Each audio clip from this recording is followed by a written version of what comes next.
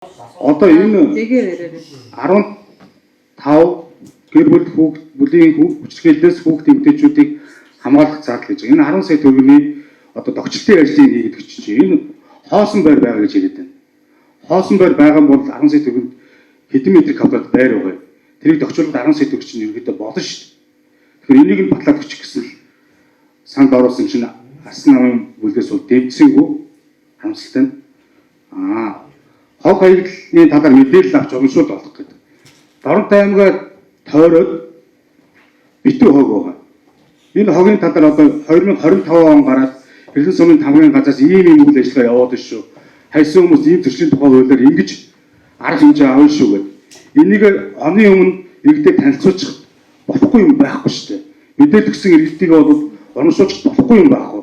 Яагаад энийг хэсэж байгаа юм бэ? Одоо та энэ батлах чинь л да. За аюутгал хадгууржуул бүгдээрээ гэр бүлтэй хүүхэдтэй.